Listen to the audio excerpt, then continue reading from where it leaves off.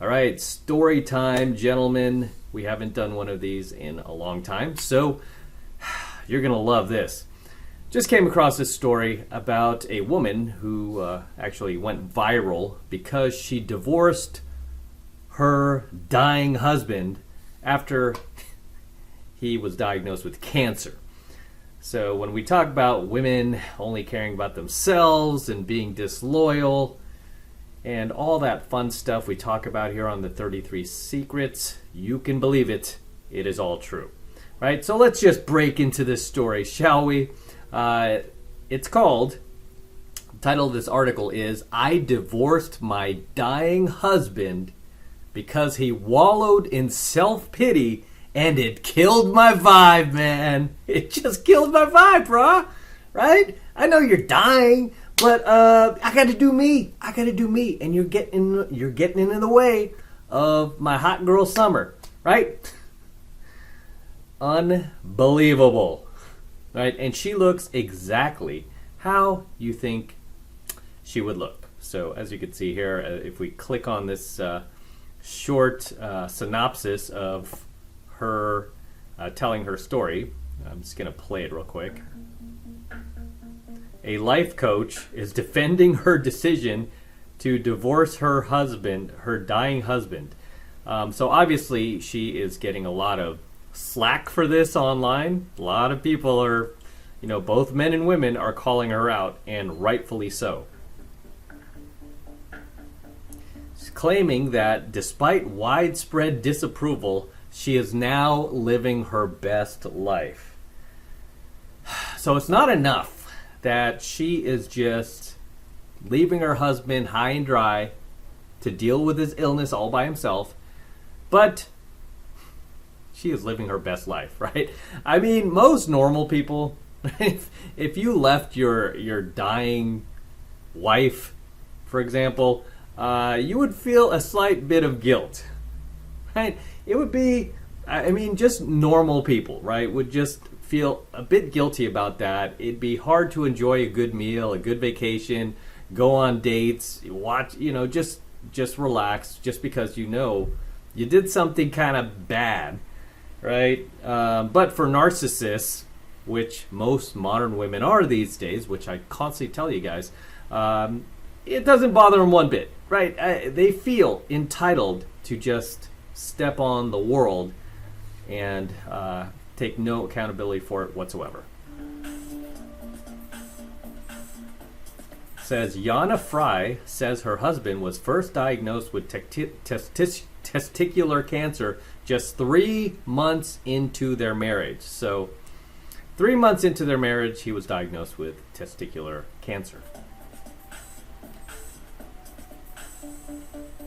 And that illness prevented the couple from trying to have children for 5 years. After her friend took her own life, Yana says she was forced to reckon with her own mortality and decided to file for divorce. So much for till death do us part. In sickness and in health. So much for that.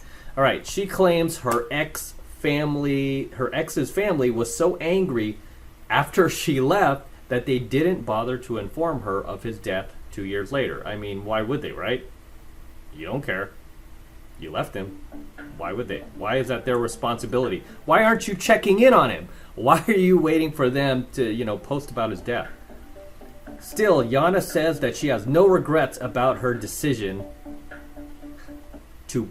Oh my God, you guys are going to love this. So lastly, she says, still, Yana says that she has no regrets, zero regrets about her decision to put herself first. Right? What have I told you about these modern women, man? Gotta do me. It's all about me, son. Right? I gotta put myself first. Every single time, same story. But let's provide some more context to this to her story, right? Let's read on to see what she has to say about herself. Okay.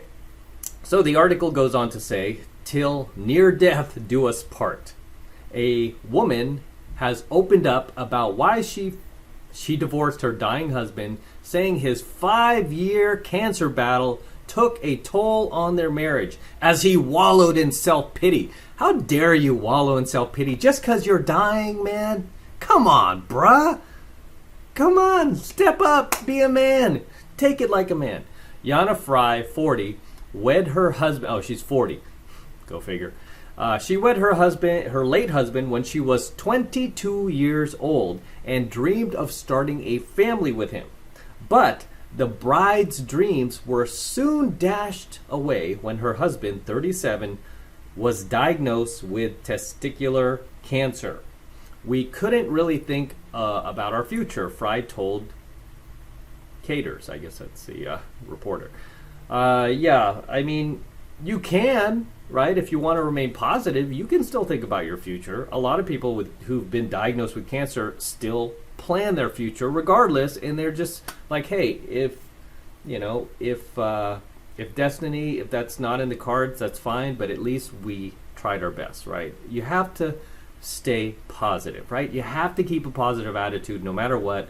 You guys watch my Alpha Male Secrets channel. I told you that is like one of the biggest things to living a very happy life is your attitude towards life.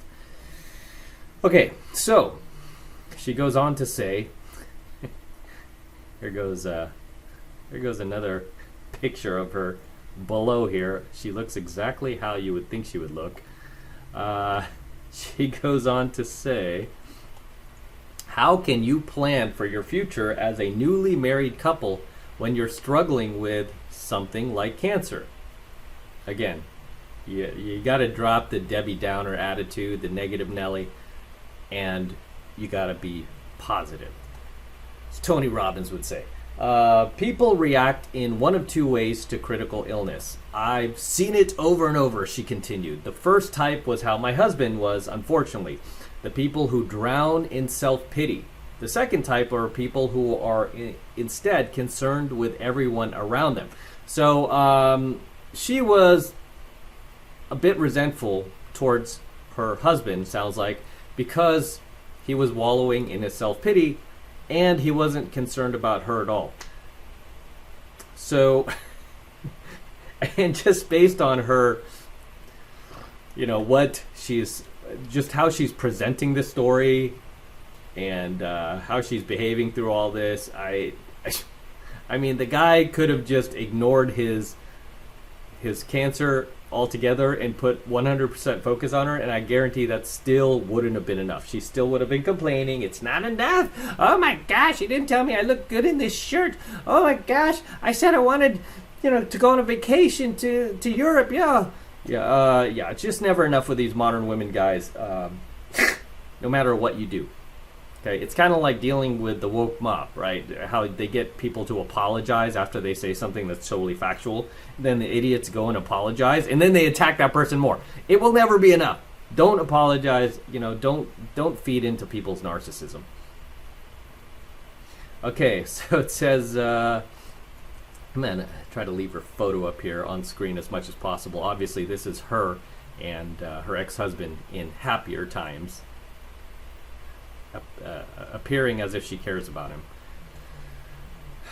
Fry, who was living in New York City with her husband, that's her, said no one was worried about how she was doing during this difficult time. Yeah, forget him. What about me? What about me, son? I know I don't have cancer. I'm not dying. I'm still going to be around. What about me? We saw different kinds of doctors. Not a single person ever offered me help. Well, probably because those were cancer doctors and you don't have cancer, right? So they were focused on him because he's the one dealing and battling cancer. Make sense? So not a single person ever offered me help, she bemoaned. Exactly. Perfect word, bemoaned. They never asked, do you need a support system? Are you part of a counseling group? Well, because again, they are focused on treating your husband and trying to get him healthy and trying to extend his life as much as possible. And these are things that you can easily go to Google. Google is your friend, and go, hey, cancer treatment group for, wives or husbands dealing with people who have cancer, a partner who has cancer. You could easily join those groups yourself if you're that, if you're that down in the dumps, man. Cancer doctor can't help you there. You need a psychologist or a support group. Okay, here she is again, looking like she is living her best life, of course. She's got this fabulous dress on, has her makeup, her hair done. Very proud of her decision. She's battling all of you trolls online who are telling her she's a bad person. You're a bad person for leaving your dying husband. But here she is, living her best life, man. Looking exactly how you would think she would look. The only thing she is missing here that I'm very shocked about is she doesn't have the lip injections, the lip fillers. It's not inflated 350 psi like most of these modern women today. Okay, Yana Fry, 40, wed her late husband when she was 22 years old and dreamed about starting a family with him, says the caption. Fry's husband continued treatment for his cancer, but the disease only worsened. You know what else worsened? Her attitude. Right? I was hoping for the best with my ex-husband's cancer, but then years went by and I started to lose hope, she recalled. Dude, years went by. The guy was living with cancer for years, and she's talking about how she started to lose hope. Right? Instead of spending those years, down in the dumps, losing hope, and just, living in this negative existence, you could have used those years wisely, and you could have just cherished every second that the dude was here, right? Every moment you had with him. That's all you can do, right? It's like with our animals, right? Animals, our dogs, for example, they're not here that long. They're here for maybe, a decade or a bit longer, right? They are not here that long. That's why you've got to cherish every second and every moment you have with them. Or your kids, or just your buddies, or anybody, because you never know when it's your time to go, right? You turn on the news, man, there's people getting killed and, murdered and whatnot, all this crazy stuff every minute of the day. So you never know what's going to be the end. The last thing you should do is sit there and just waste what valuable time you have on this planet wallowing in toxicity. All right, so she talks about how it was 5 years with all the treatments and it started to change the dynamics with our relationship. Bro, you had 5 years since he was diagnosed with cancer. 5 years, you could have been living it up, loving him, making the best of a bad situation, right? And that's just all you can do at the end of the day, is make the best of a bad situation when you get dealt, a bad hand. That's all you can do. So it just sounds like, just because I teach self-development and when these women talk about how, I'm so unhappy with him. You probably had ex-girlfriends like, I'm so unhappy with you.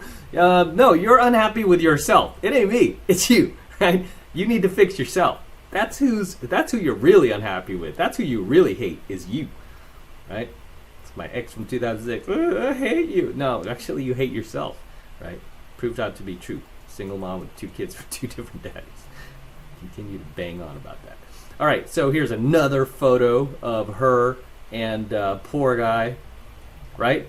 I mean, it's funny. I mean, she's smiling away in this. So great, and he, obviously he's dealing with cancer, but again, it sounds like he was carrying the, not only the, the weight of having this deadly disease, but he was also carrying the weight of his wife really not being supportive, right? Or feeling like she has 1 foot in and 1 foot out, which obviously she did, right? She had 1 foot in, 1 foot out. Maybe she was a little supportive. We don't know what happened behind closed doors, so I don't like to judge. However, based on the way she's talking and going, I was losing hope out of 5 years. Why weren't you taking advantage of those 5 years? Were you constantly like 1 foot in, 1 foot out of the relationship? Those type of relationships don't work, right? And she was just looking for the exit. So it says under the caption, Fry's dreams were soon dashed when her husband, then age 37, was diagnosed with testicular cancer, and dude lived another 5 years. It wasn't until that 5th year that I started to think about leaving, she said. But I felt like I couldn't say anything. When someone is dying next to you, you feel like you can't talk about your own well-being because you compare it to their suffering. Well, yeah, because your only job is to be supportive and to try to make your husband happy. That's why you married him, right? Again, for better or worse, in sickness and health. Those are the vows you take when you get married. Otherwise, don't get married, right? Just date, right? Don't get married if you can't make that level of commitment. Because if it's just a boyfriend or, something like that, but even then, it's kind of sucky for you to drop your long-term, your LTR, if you've been with them that long, because they got sick, right? I mean, it's not like the dude was abusive and, he was cheating on her or going, partying. No, he was trying to be a good husband, and it still wasn't good enough because she's a modern woman. Fry says she was motivated to finally leave her sickly spouse after a friend took her own life. So what? She was having suicidal thoughts because this guy was sick, and here they are again. Here's another amazing photo of them. The poor guy. He's got his wife. She's got her head on his chest here. Kind of a nice photo. I mean, I do like that. I do like it when my woman has her chest or her head on my chest, right? And same goes for other girlfriends I've had. It's just kind of a sweet moment. As real or unreal as it is, depending on how loyal she is. But here he goes. The caption says, "I was hoping for the best with my ex-husband's cancer, but then years went by and I started to lose hope," she recalled. "It was 5 years with all the treatments and it started to change the dynamics of our relationship," as she said. "It was my funeral. It was my first..." Oh, okay. She's talking about her friend who died. "That was her first funeral, and it was very shocking," Fry explained of her pal's unexpected suicide. "In my mind at the time, suicide became an option, even though I had never considered that before. I was in such a bad state." Okay, so, your friend commits suicide. That doesn't mean, it's like your kindergarten teacher used to say, like, hey, if your friend, jumped off the bridge, would you jump off the bridge too? Or because I grew up in San Francisco, my teachers would always say, "Oh, if he jumped off the Golden Gate Bridge, would you jump off the Golden Gate Bridge?" And I'm like, no, because I got my own mind, right? I have my own thoughts and feelings. And I have had people I've known, they haven't been close friends, but I've known people. One guy went to school with, like, in the 7th grade, and went into high school together. Scott, nice guy, sophomore year, he committed suicide. Right. I mean, and as a teenager, that was pretty shocking. I was like, man, Scott, really, Scott? And sometimes I still think about him to this day. But I am not going to go kill myself as well because I'm a different person, right? I'm happy with my life. I'm happy with myself. I'm happy with the way things turn out. But in her state of mind, the reason why she's thinking about suicide, don't blame your husband for this. These thoughts are just, this is something that's already inside of her. She's already unhappy. I wouldn't be surprised. I would love to talk to her previous boyfriends and see what they have to say, because I'm sure they would be like, oh, I'm not even surprised she left him. I'm not surprised that she made it all about herself. I'm not surprised she was complaining about, talking about suicide. She was always that way, right? Because at the core, the self is always coming through, right? And this is why I say, if you've had exes or whatever who are like, I'm so miserable with you, I hate you. It's because they hate themselves. They're miserable with themselves. They can't be happy with themselves, right? No, if I just got rid of you and got with somebody else, I'd be so happy. No, because you're still taking you with you to that next relationship, right? You're just a miserable person. All right. She goes on to say, "It was very clear to me that if I didn't save myself, I was probably going to die," she dramatically added. Lord, Lord, Lord. Only a modern woman, guys, can take a situation, even if her husband is dying, and make it all about herself, right? I mean, throughout this article, is she even talking about the guy? Is she even giving? I mean, I get she's trying to say, play the violin for herself, for me, but give some more context, right? Like, what exactly? Give us some situations. Like, what exactly was he doing that was causing you to be in such a bad state? Don't just say stuff, and that's what I can't stand about like the woke mob and people like that. Is just they just say stuff, right, for for dramatic effect, but there's no context behind it because they can't provide context. Why? Because it just boils back to their own self-pity and self-absorption. So here she is again, poor guy. She's all smiles. I notice she's smiling a lot in these photos. Fry walked out on her husband after 5 years of marriage. Big shocker.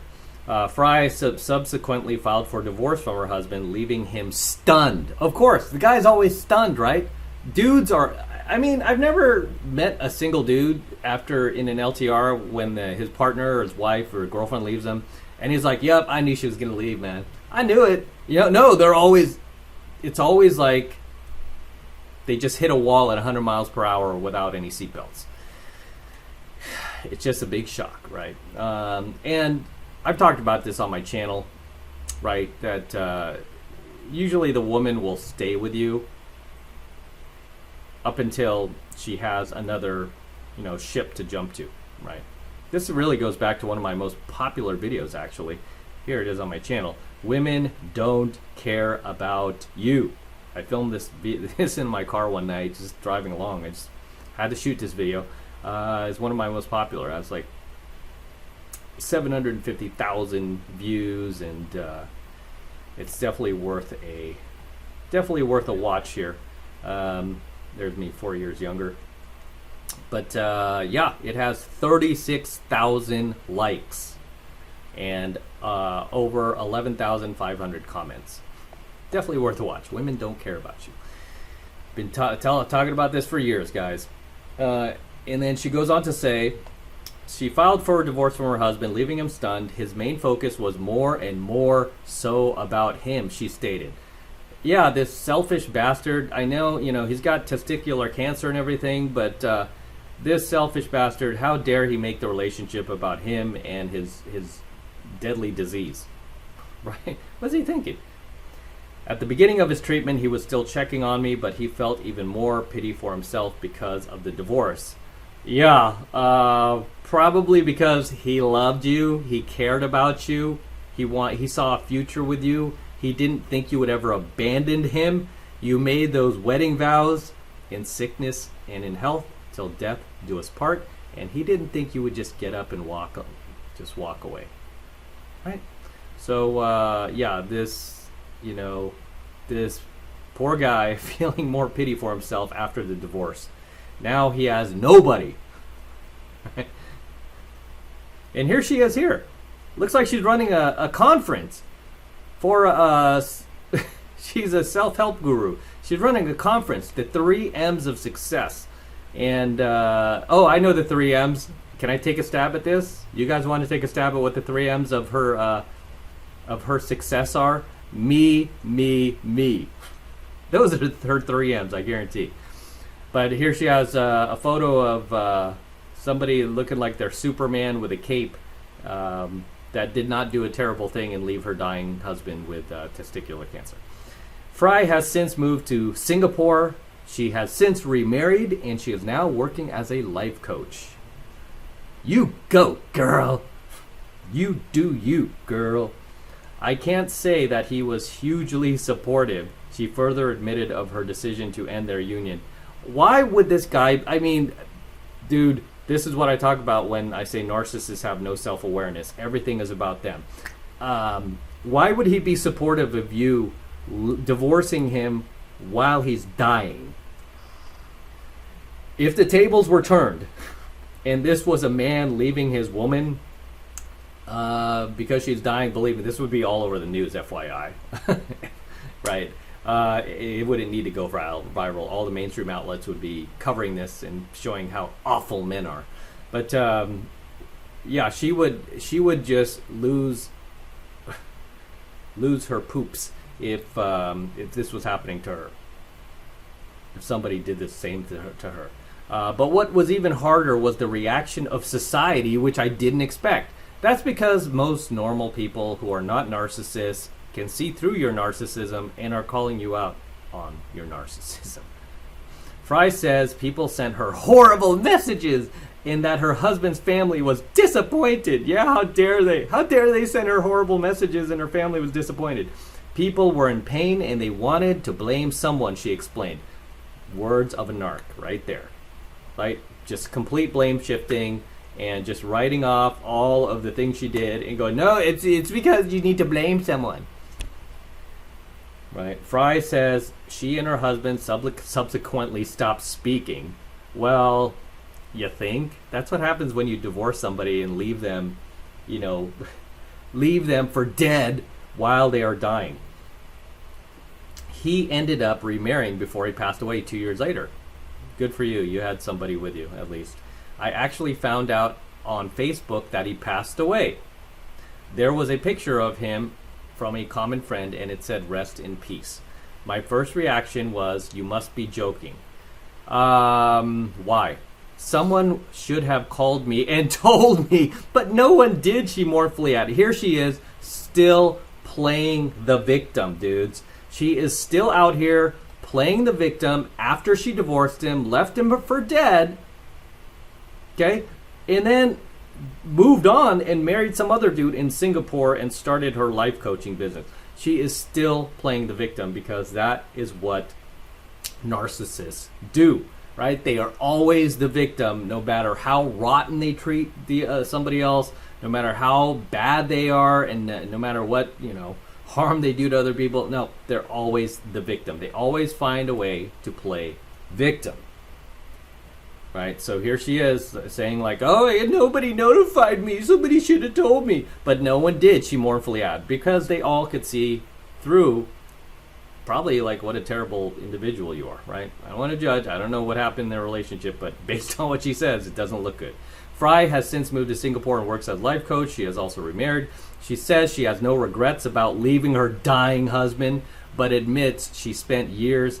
Oh, here we go, guys. The magic T word. Ready? But she admits she spent years in therapy trying to work on through her complicated emotions. Of course, modern women, right? They've got half a dozen therapists on their speed dial. Always turn to the therapy, right? Always turn to therapy, the magic T word. Give me your credit card. They'll tell you exactly what you want to hear. I feel that we, these are her words, I feel we, especially women, are just usually brought up with the mentality to serve others. Maybe, but that's not what I see in modern day society. But when you go against it, instead of serving others, you learn, and you focus on yourself, you learn a lot about resilience and self-awareness, Fry declared. You learn a lot about resilience and self-awareness when you make everything about you. That's literally what she's just saying here. No, you don't. You just become more of a narc, which she is. Okay? Which she is. There is no humility here. There's no empathy for her husband. She's not talking about how we had great times. I do miss him from time to time. I think about him. I wish things could have been different. I would have loved to have a future with him. I think we would have had a great family together. I pray for him every day. I hope he's gotten right with God. I hope he's up there. I hope he's looking down on everyone. I hope he's okay. No, she's not saying anything, right? She's not saying any of that a normal person would say about somebody they were married to and care about, right? No, but she's not normal. She's a modern woman, right? This is how modern women talk. This is why I tell you guys, go back to my video. Women don't care about you. Not all women, obviously. I'm talking about modern women, right? Talk about modern women. They don't care. This is a modern woman to the T, right? To the T. Here she is. And her last words, in this article were not about him. It was about her, right? It wasn't about him. It wasn't about his cancer. It wasn't about, I wish him the best. Nope. It was about her. This is just so sad, right? So sad. And her Oh, okay. She has a few more choice words here. She says, I had to have years of therapy to learn that I'm not a horrible person for making the decision that I did." I mean, you can't write this stuff. "I had to have years of therapy to learn that I'm not a horrible person for the decision that I did." Dude, you didn't have to have years of therapy. You could have just fronted all the money to your therapist right then and there, right? So basically, she was swiping her credit card, or tapping her credit card these days, right? Tapping her little debit card, her little Apple Pay anytime she went to the therapy office. And they were like, "Yep, girl, you're not a bad person. You go, girl. You didn't do anything wrong." This is why I tell you guys, man, don't trust these therapists. Jeez. I mean, it's like going to a chiropractor and expecting them to be able to do brain surgery on you, right? No. Okay, therapists are just street hustlers, in my opinion, because mostly the women I've ever met who's come out of therapy have come out 1,000 times worse, including my ex from 2006, who towards the end of our relationship was doing a lot of horrible things in our relationship. And she started seeing a therapist, and I remember, as horrible, not only was she started treating me horrible, but she was like treating her friends horribly. And she came home with this notepad, like literally 25 times. Like I was like turning page after page. It was the same like sentence 25 times per day. She was writing, "I am a good person. I am a good person. I am a good person. I am a good person." Like you would do when you were in grade school or something. "I'm a good person" each day. And I was like, "Why are you writing this?" And she said, "Because it's a training exercise my therapist gave me, so to remind myself I'm a good person." And I literally called her out. I'm like, "But are you being a good person? Are you? To me, your friends, your family, are you being a good person?" She was like, "Oh, this is why I hate you. This is why I want to break up." And I'm like, uh-huh. So I'm not even surprised, guys, by this, what she had to say here. I had to have years of therapy to learn that I'm not a horrible person. So your therapist basically told you exactly what you wanted to hear. Even though the entire, one person that is swiping your credit card is telling you exactly what you want to hear, being a complete yes man for you, or a complete yes woman, most likely, while the entire world is making the story go viral, telling you that you're a horrible person. So are you going to trust the one person you're tapping your credit card for, that's being paid to tell you what you want to hear? Or are you going to trust the billions of people out there who are telling you you're an awful person, you're terrible, you're a narcissist, and yada, yada, yada, that are not being paid to be a yes man for you? She ends by saying, she says she holds no bad feelings towards her late ex-husband despite their difficult marriage. Yeah, again, it's all about her, right? It's not about his feelings. I don't care about him. It's about me. I don't have bad feelings for you. Yeah, you're the one who left, jackass. Stating, "I was so happy and so thrilled that he got remarried before the end." Yeah, and when women do that, by the way, you think like they're trying to be a good person. Like, "I'm so happy you found somebody else." No, they're just, because it relieves them of the guilt. It relieves them of guilt, right? "I genuinely hope that they had a beautiful life together." The last 2 years they had. So in total, she had 5 years with him since they told him he had cancer, and then he lived another 2 years, enough to get married. Probably longer than that, because I'm sure he didn't just like find someone to get married. Maybe he lived another 3 years, right? So we're talking about 7 to 8 years here after he got his diagnosis. That's almost a decade. She could have just been like, "Hey, let's do this. Let's drop the piss poor attitude. Let's really enjoy life together. Let's just make every second count." I mean, that's just what you do, right? I mean, again, with our animals, and I just use them for a small example, right? They're only here for about a decade or so. It's about the same time almost, right? And you just make the most out of every situation. It's not like you get a puppy from the shelter. Never go to a breeder, by the way. Go to the shelter. Get a rescue. Not like you get a puppy from the shelter and you go, "Okay, this puppy is only going to be here 10 years, man. This sucks. This sucks." No, you're like, "Hey, let's do this. Let's live it up," right? You're not going to be here that long. Let's do this. So, yeah, it's really... this is just the epitome of disloyalty, leaving her husband just because he's killing my vibe, man. He's killing my vibe. I mean, my dog Cash stopped walking like 3 years ago now, almost 4 years ago, and I just been carrying him, right? I have to help him pee. I mean, it's a lot of work. On top of running my business, on top of going on boot camp, on top of doing coaching calls. But I make it work, and I don't go around and going, oh my gosh, poor me, this sucks.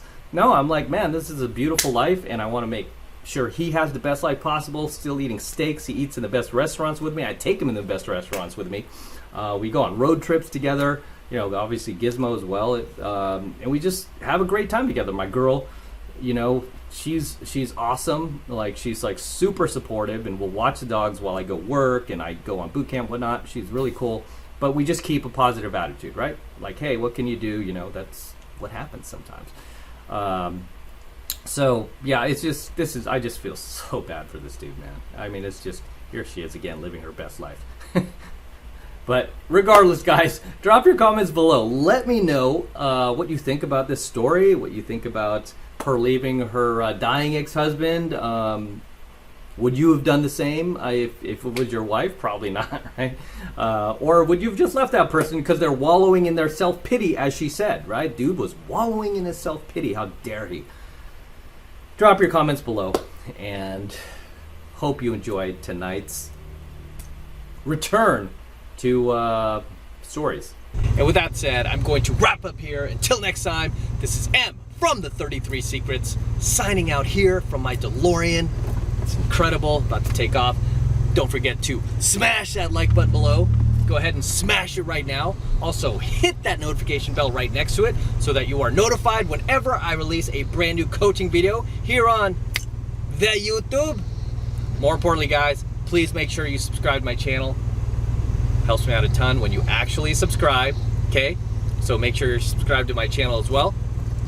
And for all of you guys who want to support my work and all of this red pill, gold pill, and platinum pill content that I'm teaching you even further, the best way to do that is by jumping into my monthly online coaching program, 7 Months to Mastery, where I'm teaching guys just like you how to go out there and approach and close the youngest, hottest, and most beautiful looking women on the planet. I'm talking about 8s, 9s, and 10s, the same exact type of women that myself and all of my coaching students all around the world are out there approaching and closing every single week. And I kid you not, we're making things happen every single week. So take advantage of it, and this is the absolute best way to support my work.